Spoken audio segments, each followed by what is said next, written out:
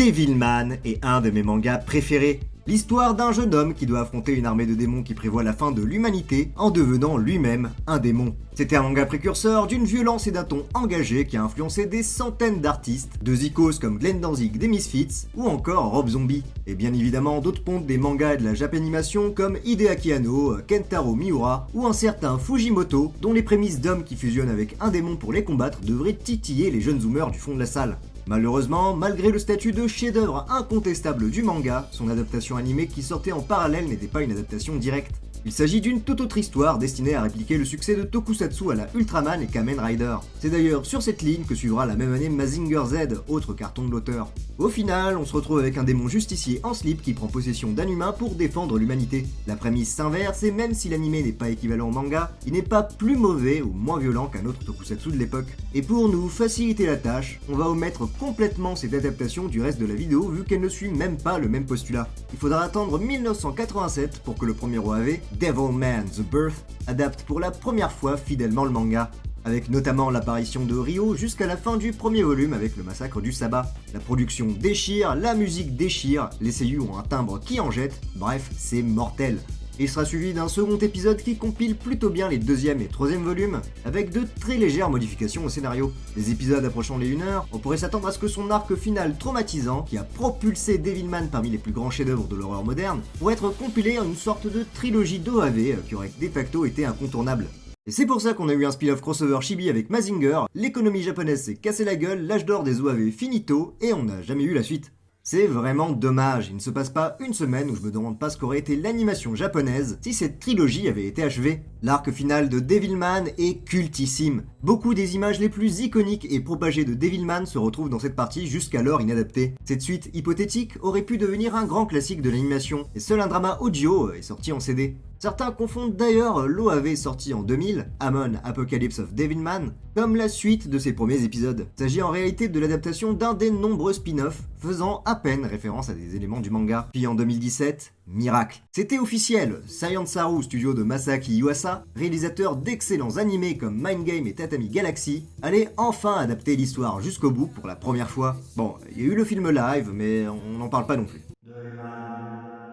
Ça allait débouler le 5 janvier 2018 en intégralité sur Netflix pour les 50 ans de la carrière de Go Nagai, ça allait s'appeler Devilman Crybaby, et j'étais sûr et certain que ça allait faire l'effet d'une bombe. Et je n'avais pas complètement tort.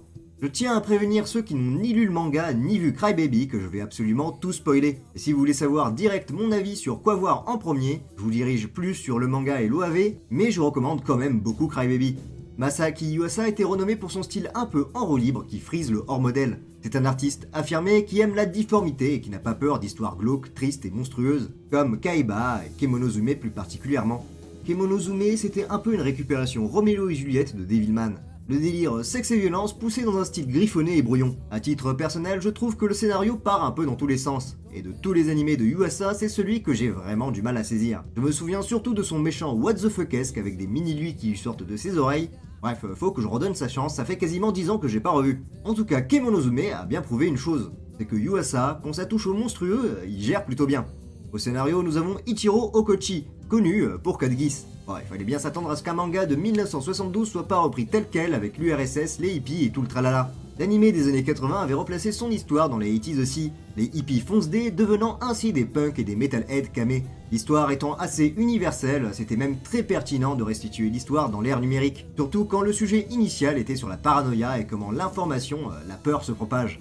Devilman Crybaby sert aussi d'hommage à l'entièreté de la franchise, comprenant les suites comme Devilman Lady, les spin-offs et précédentes adaptations. Par exemple, l'inclusion de la course de relais, elle vient du film. L'animé est beaucoup plus explicite au niveau du sexe et de la violence, mais surtout du sexe. Voulant se rapprocher de l'ambiance Eroguro qui s'est développée autour de Devilman, en incluant même des scènes que l'auteur voulait inclure à l'origine mais qui étaient passées sous la trappe pour être trop extrêmes, comme le moment où Akira viole Sirène dans l'épisode 5. Ouais. Devilman Crybaby a su mettre sur la table une réinterprétation originale qui a su créer un électrochoc chez les fans d'animé et néophytes abonnés à Netflix. C'est une série avec une identité forte, qui n'a aucun tabou, va à 100 à l'heure avec plein de scènes poignantes et mémorables, qui ont pu surprendre même les plus assidus fans du manga. Certaines scènes uniques dans le contexte de Devilman marchent du tonnerre, Comme le père qui n'arrive pas à achever son fils devenu démon, la place des réseaux sociaux qui sèment la panique mais par un montage ingénieux montre l'alternative possible et l'appel à la tendresse. Une modification radicale des personnages principaux sur le motif de ce qui reste humain chez les démons et ce qui reste de démoniaque chez les humains. L'attention sur les insécurités sociales, des Kara et Monster Design de Hoshiyama qui jouent sur les dimensions comme les ailes géantes de sirènes ou les formes humaines de démons qu'on n'avait alors jamais vues. Ou encore cette soundtrack qui blaste que des bangers et cet ADN dégénéré de Yuasa qui rend l'animé à part face à la concurrence. Mais force est de constater que cette interprétation de Devilman, bien que très louable, et qui a fait partie de mon top des animés marquants de la décennie précédente, a été un phénomène de relative courte durée, qui a eu droit à des critiques légitimes sur des problèmes de scénario, ne semble pas avoir imprégné les gens d'une manière aussi forte que l'ont ressenti les lecteurs du manga. Devilman Crybaby est reconnu comme un animé exceptionnel, mais pas un chef-d'œuvre. Alors que s'est-il passé ? Qu'est-ce qui différencie Devilman et Crybaby ? Est-ce que c'était une bonne adaptation ? Pour le savoir, on va revisiter la série en comparant au matériel source ses autres adaptations, en essayant de comprendre ses forces et ses faiblesses. Chauffez votre popcorn, on fonce.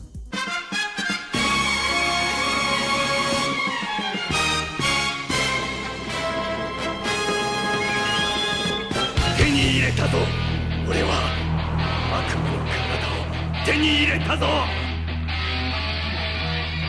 俺はデビルマンだ L'un des choix les plus radicaux de Crybaby a été d'adapter le tome 1 entier dans un seul épisode de 20 minutes. Mais l'essentiel est communiqué étonnamment bien. L'idée de laisser une première impression forte sur le massacre du sabbat et la transformation en Devilman n'est pas une mauvaise idée.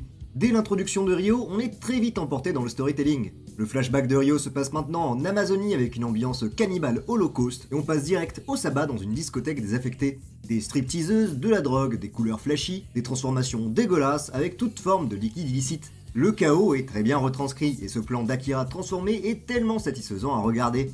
Je ne peux pas être le seul à le penser parce que ce plan est utilisé par le premier teaser et réutilisé au moins 3 fois dans l'animé. Cependant, en 20 minutes, il faut bien que certaines choses passent à la trappe. Dans le manga et l'OAV, une grande partie est dédiée à l'exposition de l'origine des démons et pourquoi et comment ils sont de retour. Là où il faut attendre le dernier épisode de Crybaby pour avoir une explication qui est très différente. Dans le manga, les démons étaient prisonniers des glaciers depuis la préhistoire et se sont réveillés à cause du réchauffement climatique. Dans Crybaby, après avoir perdu une guerre contre Dieu, ils se sont affaiblis et sont devenus des êtres intangibles capables d'exister qu'à travers la possession. Plus de temps est dédié à la relation entre Akira et Ryo et les inquiétudes de ce dernier envers son meilleur ami. Dans cet épisode d'introduction, on y fait toujours la rencontre d'Akira, Ryo et Miki, bien que les adaptations divergent tous un peu du manga. Dans le manga, Akira et Miki se font agresser par une bande de loupards, mais Akira, trop heureux, se fait défendre par Miki, et se fait en plus traiter de grosse chochotte par cette dernière. Ryo intervient et sort un putain de fusil à pompe, et presse Akira de le suivre car il est visiblement en détresse. Ryo lui partage alors le terrible fardeau de sa connaissance des démons, le destin funeste qu'a laissé son père et ses recherches, et souhaite qu'Akira passe une dernière journée en tant qu'humain, avant de se lancer corps et âme dans la bataille qui décidera du sort de l'humanité. Ils se feront interrompre par des démons, ce qui laisse un tome entier où 2 personnages humains doivent faire preuve de courage face à une lutte dangereuse qui les attend. Je trouve que cette page où Akira se résout à peut-être perdre son humanité et décide de joindre Ryo de son plein gré est vraiment forte dans le manga. Les adaptations ont relativement bien adapté cette scène, bien qu'Akira est un personnage beaucoup plus naïf dans Crybaby. Ce sont des nuances révélatrices d'une chose importante de Devilman qui s'est perdue dans Crybaby, ou du moins transformée en quelque chose de complètement différent. Et ça se ressent à travers ses concepts et comment sont traités les 3 personnages principaux. Akira est un personnage qui se transforme. Poire, pacifique, peu assuré et un bêta-cuck au début de l'histoire, sa fusion en Amon renforce son agressivité, sa libido et son cynisme. Les premiers arcs du manga poussant même le vice à se demander si Akira n'est pas devenu plus maléfique que les démons qu'il trucide avec plaisir. Devilman, étant une allégorie de la guerre, montre comment les conflits transforment les humains en sauvages jusqu'à se demander s'ils conservent leur humanité. Et bien qu'il était peureux, Akira n'était pas forcément naïf. Il prend beaucoup de temps avant de se faire convaincre par Ryo de l'existence des démons, il comprend les tenants et aboutissants politiques de sa lutte et ses craintes se confirment au fil du manga. Mais Akira est avant tout Devilman, ou du moins un Devilman, comprenant à la fois la partie démoniaque et la partie humaine qui est commune à tout le monde. La série montre souvent des comportements humains chez les démons et inversement. Les Devilmen sont un pied d'équilibre, qui prouve la futilité de la guerre et de la haine des 2 camps. Mais ce n'est pas qu'une simple allégorie à la mixité ou au patriotisme en pleine guerre froide. Il y a quelque chose de psychologique, de tabou dans les Devilmen. Certains ont des caractéristiques sexuelles débridées comme Miko, qui a eu droit à un spin-off de Tetsuya Egawa dans Neo Devilman, qui tend un peu plus vers cette thématique. Un Devilman, c'est avant tout un humain aux mœurs inacceptables sous l'hégémonie sociale. Et je pense que la scène du hashtag dans Crybaby est sans doute sa meilleure scène originale pour cette raison. Je pense qu'il est très facile de s'identifier à ce que représentent les Devilmen, que ce soit les LGBT, les indigènes anti-impérialistes, et même les gens un peu chelous en général, ce qui est démoniaque et arbitraire. Surtout qu'une fois que l'existence des démons sont révélées aux humains, les Devilmen et les humains sont les premières victimes des persécutions. Et c'est pour ça que les Devilmen à la fin du manga deviennent un mouvement à part entier, un groupe où Akira se reconnaît une fois qu'il a abandonné son humanité. Bref, Akira est l'étendard de cet équilibre et montre continuellement une colère et une monstruosité de démons, mais une sensibilité d'humain, même dans les moments les plus noirs du manga. Dans Crybaby, Akira est devenu un symbole d'empathie. Une empathie qui accorderait même son amitié à Satan lui-même, tant son cœur et son amour et ses paillettes résistent à toute épreuve. Comme le titre l'indique, il pleure beaucoup. Au point où ça en devient un super pouvoir qui lui permet de comprendre l'émotion d'autrui. Akira devient un amour inconditionnel qui partage à cœur ouvert et qui ressort même après sa transformation. Mais ça fait de lui un personnage pas toujours consistant et qui bataille avec la volonté de faire un hommage ultra violent à 50 ans de manga. Le viol de sirène par exemple, c'est une idée que l'auteur avait pour la version originale de son personnage, mais est-ce que ça devrait s'appliquer à sa version la plus empathique, qui pleure pour un oui ou pour un non? Pourquoi Akira réagit d'une façon aussi virulente à certains moments, mais décide toujours de traîner avec Ryo qui commet des crimes de guerre chaque semaine? Est-ce pertinent de montrer la transformation d'un personnage et son assurance, s'il est au final manipulé par un grand méchant qu'il ne remet jamais en question? Je veux dire, fin de l'épisode 3, Ryo tue de sang-froid un reporter humain et menace de tuer Miki. Épisode suivant, tout va bien, la maman d'Akira appelle au téléphone et on ignore complètement ce qui vient de se passer. L'aspect empathique d'Akira de Crybaby n'est pas un problème. Qu'il est en revanche, c'est l'incrédulité de son personnage qu'il impose au spectateur. La version originale d'Akira était un personnage qui devenait de plus en plus violent et qui désobéissait régulièrement Ryo, laissant planer le doute qu'il pourrait être plus dangereux parce qu'il suivait son propre instinct. Bref, Akira, une fois transformé, était devenu un Devilman, et un Devilman qui était un acteur important des rapports de force de son histoire. Même s'il échoue à la fin, Akira a utilisé son pouvoir pour essayer de changer les choses. C'est un personnage impliqué qui ne finit pas victorieux, mais qui n'était pas aussi impuissant que son homologue de Crybaby. Et dans une histoire pareille, ce n'est pas un tort en soi, mais je pense que pour donner un sens fort, les Devilmen doivent aussi avoir une présence forte dans l'histoire. Il y a néanmoins une différence entre les deux personnages qui arrivent à la fin. Dans le manga, après avoir essayé de secourir les parents de Miki d'un camp de torture que les humains ont conçu contre les démons et leurs sympathisants, Akira, meurtri par la colère, tue des humains pour la première fois, et hésite à abandonner son combat pour les protéger. Il se rappelle alors de l'amour qu'il porte pour Miki, elle qui l'a serré dans ses bras, alors qu'il était révélé comme un démon au monde entier. Il court chez elle et découvre l'apothéose de l'horreur.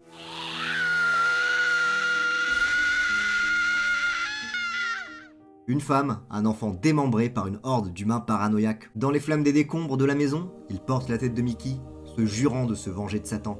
Désormais conquis par la haine, qui est le seul sentiment qui l'anime, il décide d'abandonner l'humanité et les laisser périr avant d'affronter Satan avec son armée de Devilmen. Les démons et les Devilmen se cachèrent, et en 20 ans, l'humanité s'entretue d'elle-même. La version de Crybaby suit des événements moins nihilistes. Dans Crybaby, il n'y a plus de scène de camp de torture, vu que la famille de Miki sont morts les épisodes précédents sous différentes circonstances. Il atterrit néanmoins sur un lynchage, une foule qui lapide des humains accusés d'être des démons, et Akira, en larmes, s'interpose pour les défendre. Il finit par convaincre un enfant de s'approcher de lui et d'arrêter le lynchage. Au fur et à mesure, la foule se calme et met fin à la violence. Après un combat contre Xenon, Akira rentre chez Miki et découvre la même scène d'horreur que dans le manga. Sous la colère, il tue ses humains, mais la différence vient après. Les derniers épisodes de Crybaby montrent Akira et les Devilmen participer à la guerre aux côtés des humains. Akira rejette enfin Ryo, mais il ne rejette pas complètement son humanité dans cette série. Et lors de son affrontement contre Satan, le motif du relais est répété. Les points d'Akira deviennent sa volonté de transmettre l'amour et l'empathie que Ryo est incapable de comprendre. Au final, l'une des versions transforme son personnage jusqu'à un point de non-retour, et Akira de Crybaby est un personnage qui, malgré la transformation, ne change que très peu.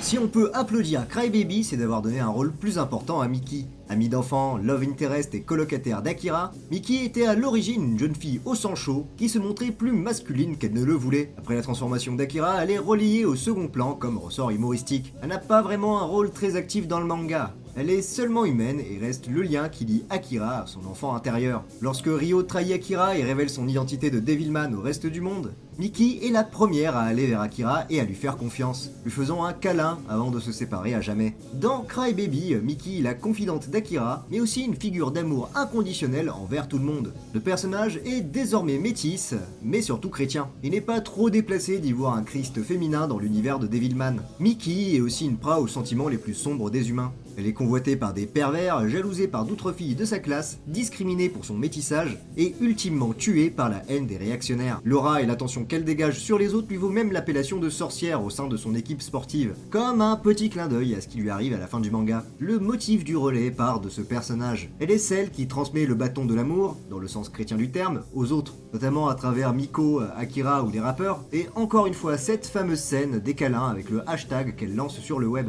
Dans Cry Baby, c'est Miki qui réunit l'armée des Devilmen à la place d'Akira, quand je vous dis que c'est LA scène qui définit Cry Baby. Miki est une confidente et un rempart à la paranoïa. C'est un personnage d'une honnêteté indiscutable.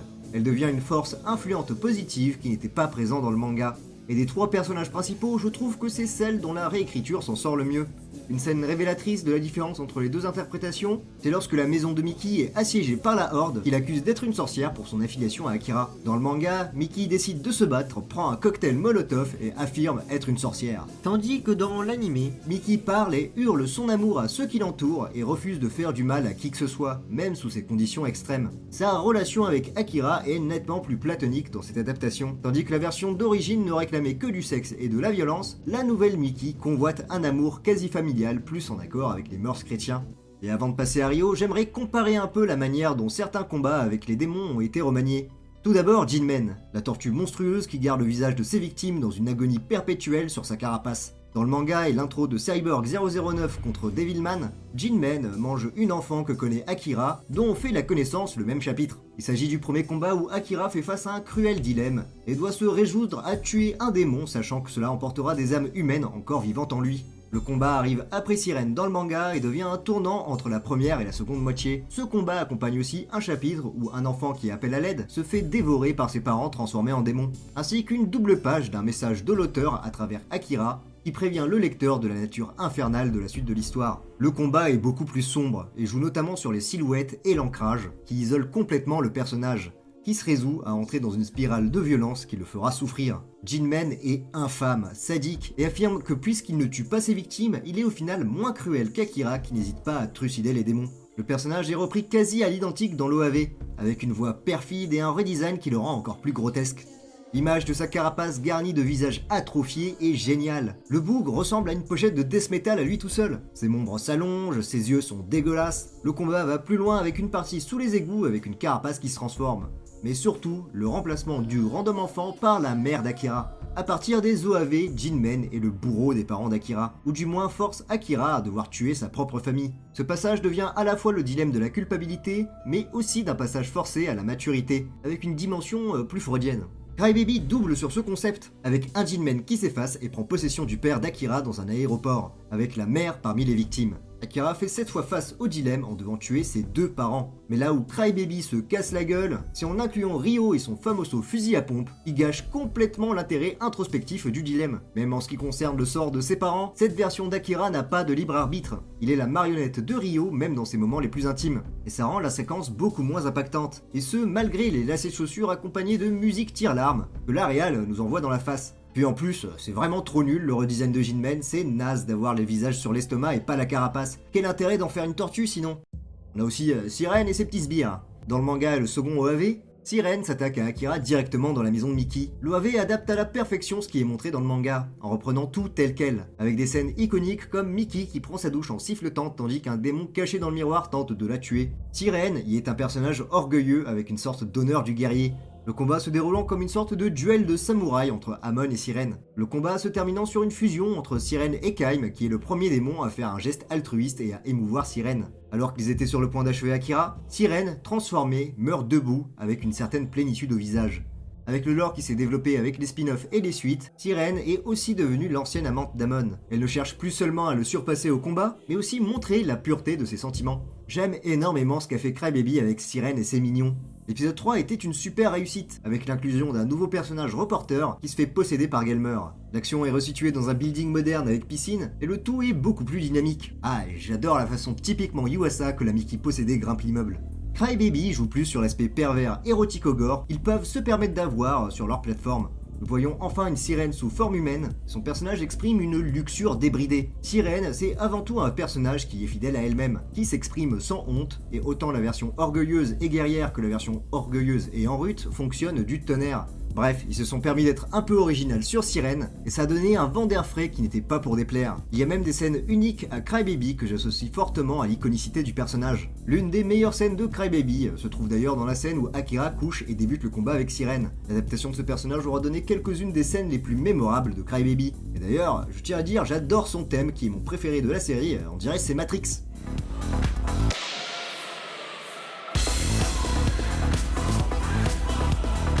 Et c'est un peu une constance chez Devilman Crybaby. Quand ça adapte directement du manga, ça ne réussit pas à faire autant mouche, mais c'est un véritable plaisir lorsqu'on est familier à la franchise de découvrir quelque chose de complètement nouveau. On va lister des différences majeures qui n'étaient pas du tout dans le manga.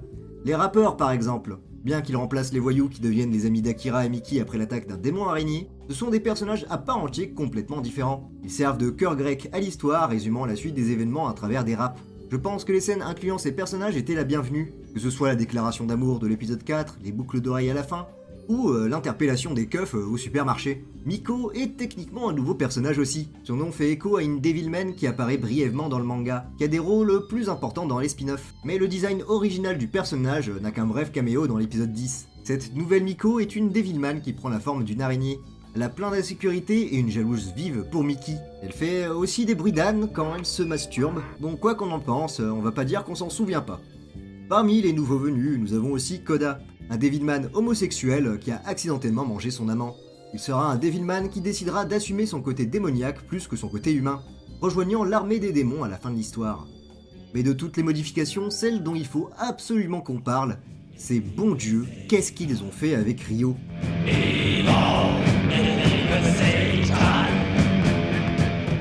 Ryo Asuka de Devilman Crybaby est essentiellement une parodie de son homologue manga. Un personnage qui agite tous les drapeaux rouges du monde dont il ne fait jamais l'ombre d'un doute qu'il est un gros fou dangereux et le personnage le plus méchant de son histoire. Je sais que ça va paraître bizarre pour ceux qui n'ont pas lu le manga, mais la révélation de Ryo comme l'antagoniste principal et Satan lui-même est censé être un énorme twist. Dès l'épisode 1, Ryo avec sa dégaine d'incel school shooter tire à la mitraillette sur des rappeurs sans raison, sans que ça pose problème à personne. Invoque Amon et souhaite à tout prix révéler l'existence des démons au monde entier. Sans parler qu'il vit à l'appart 666, qu'il lit la Bible avec des passages sur Satan. Mystère. Devilman Crybaby, pour rester sur le motif des larmes, a décidé de faire d'Akira un personnage émotif sur tout et n'importe quoi, tandis que Ryo est devenu un type sans cœur qui n'exprime jamais la moindre émotion. Et c'est ce qui pose le plus problème dans cette adaptation. Comme je l'ai expliqué, il y a un personnage qui s'inquiète du bien-être de son ami et exprime des émotions très humaines tout au long de l'histoire. C'était d'ailleurs là tout le plan de Satan. Dans le manga, Satan trouve un humain décédé et s'hypnotise pour prendre sa place. Faisant l'expérience de son humanité, ses peurs révèlent les faiblesses des humains, qui se trouvent être l'hystérie de masse. Mais voilà, Ryo l'humain est amoureux d'Akira Fudo. Ironiquement, son plan pour sceller le destin de l'humanité a fait de lui le plus humain des démons. Contrairement à Akira qui s'est transformé en démon pour combattre les forces du mal, Satan a fait exactement l'inverse. Dans Crybaby, Satan est né Satan. Akira a toujours été l'ami de Satan, il n'y a concrètement aucune raison pour laquelle Satan prend forme humaine. Il apparaît être l'unique responsable des fake news et des paranoïas médiatiques en étant le Elon Musk de son histoire. Cette transformation du personnage change tout le déroulement de l'intrigue, notamment sur la réaction de l'humanité face aux démons. Ryo de Crybaby veut filmer et dévoiler les démons en connaissance de cause, tandis que le Ryo du manga veut à tout prix l'éviter sachant ce qui pourrait arriver. Alors si Ryo n'est pas la cause de tous les problèmes ni la raison pour laquelle l'humanité apprend l'existence des démons, que se passe-t-il dans le manga ? Un jour, sans crier gare, les démons ont lancé des attaques kamikazes de masse en fusionnant avec des humains au hasard, créant une panique générale. Xenon, alors présenté comme l'antagoniste principal à ce moment-là, apparaît dans toutes les capitales du monde entier en simultané. Il déclare la guerre aux humains et l'instant d'après, l'Union soviétique bombarde son propre pays. À partir de là, le manga part en roue libre. On voit toutes les conséquences de comment la peur transforme les hommes. Les pages tournent à une vitesse hallucinante, et c'est deux des volumes les plus perturbants à lire de la bande dessinée. Ce qui est aussi terrifiant de cette interprétation de comment on réagirait, c'est qu'elle est sans doute très proche du réel. Si les démons avaient la capacité de se cacher parmi nous, on serait tout simplement foutus. Il y a d'ailleurs des films qui prennent très bien ce concept, comme L'invasion des profanateurs de 78 ou La nuit des morts vivants, qui partagent beaucoup de points communs avec Devilman. Ce qui est infernal dans cette histoire, c'est que les humains sont ceux qui escalent la tension et la merde ambiante dans laquelle ils se retrouvent, car Satan a exploité la faiblesse innée de nos comportements sociaux. Ryo, remarquant que tout ce qu'il entrevoit de pire arrive consécutivement, commence à se douter de quelque chose. Retournant chez lui, il trouve ses fidèles démons et comprend alors qu'il est Satan. Ses inquiétudes en tant qu'humain devenaient des ordres psychiques à son armée de démons. Son plan d'éradication de l'espèce humaine était déjà en marche et plus rien ne pouvait l'arrêter. Concrètement, sa seule action en tant qu'antagoniste principal dans le manga est d'avoir des émotions et de jeter la dernière huile sur le feu lors de son passage à la télé. Alors qu'il sait l'humanité vouée à la disparition, il propose à Akira de le rejoindre parmi les démons. S'ensuit le combat final, où il finit victorieux. Mais à quel prix? Après la bataille finale entre les démons et les Devilmen, il ne reste plus que Satan et Akira. Satan a détruit l'humanité, et en ayant pris la place d'un humain, il finit par les comprendre. Admettant ses fautes et demandant à Akira de le pardonner, il se tourne et se rend compte qu'il a tué l'homme qu'il aimait. Le manga se termine sur une double page, Satan qui se lamente seul, devenu le dernier humain sur Terre, tandis qu'une armée d'anges descend pour le jugement dernier. Et cette image est de très loin une des plus puissantes sorties des animés et des mangas japonais. Assez similaire à des images qu'on peut voir dans Phoenix, dans Evangelion, dans Xenogears, dans Wolfrain et même dans Naruto. C'est une pure image iconique, dans laquelle toute bonne adaptation doit manquer. Et c'est le cas pour Crybaby. J'irais même jusqu'à dire que Crybaby s'appelle Crybaby pour cette unique scène. Ce n'est qu'une théorie, mais je pense que Saiyan Saru a décidé de radicalement changer le personnage de Ryo pour le rendre moins émotif possible, afin de créer une forte impression lorsque Satan pleure sans trop comprendre pourquoi à la fin de la série. L'émotion est forte, l'image efficace, et ça raconte essentiellement la même histoire à quelques différences près. Dans l'original, Ryo montre ses émotions toute la série. La situation finale est le résultat d'une haine mutuelle qui aurait pu être évitée. Tandis que dans Crybaby, le monde est tout pourri parce que Ryo n'a pas su saisir l'amour à temps. Certes, la fin fonctionne toujours, mais je trouve ça impossible de ne pas demander une incrédulité énorme aux spectateurs, de ne pas se demander pourquoi qui que ce soit écouterait Ryo ou serait encore pote avec lui alors qu'il voulait égorger des chatons à 5 ans. Ce changement rend aussi la cohésion de l'histoire moins naturelle. Je sais que l'emploi du terme parodique est forte, mais je vous conjure que la version chibi parodique de Ryo est littéralement plus proche de cette version que celle du manga. Et c'est vraiment dommage. Ryo est un des meilleurs antagonistes tout manga confondu, et je vous jure de lire le manga pour vous le prouver.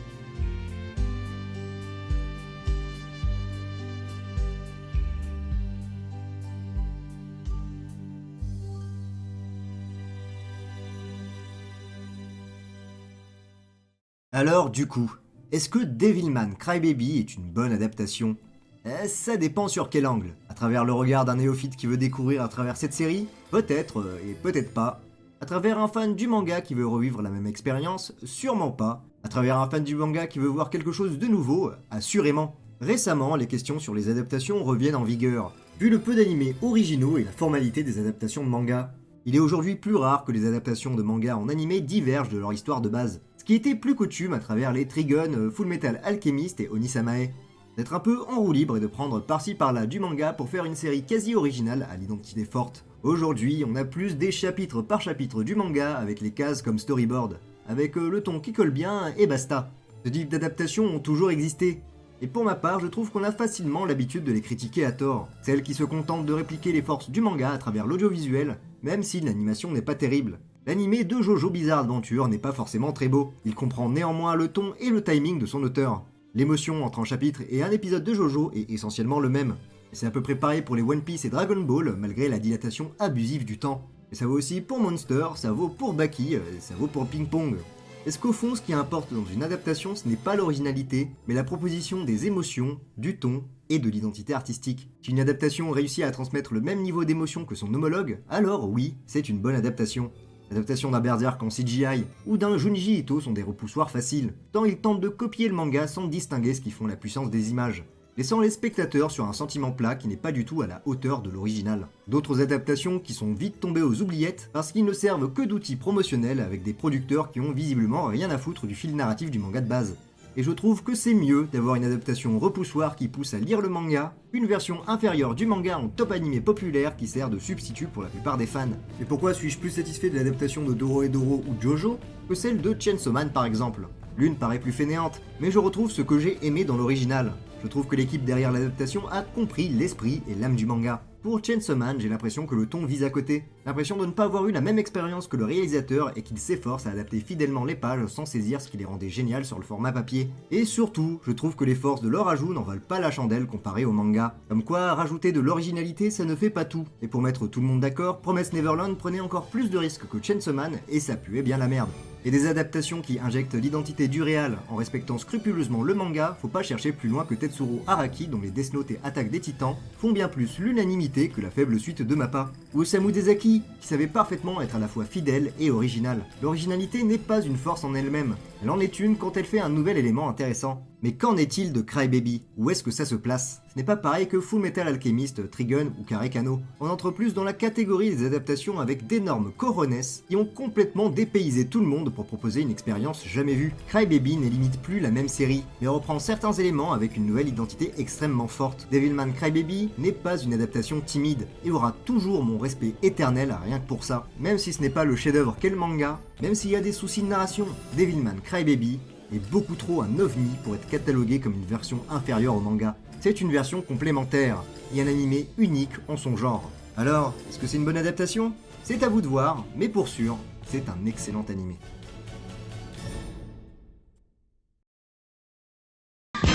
Oui, je suis Belzébuth. Je suis un loup, je suis en rue. Oui, oui, oui, je vis dans l'ordure. Je pue la sueur et la luxure. Je fume, je bois, j'ai tous les vices. Et j'ai du poil partout sur les cuisses. Je vous déteste, je vous maudis. Je suis complètement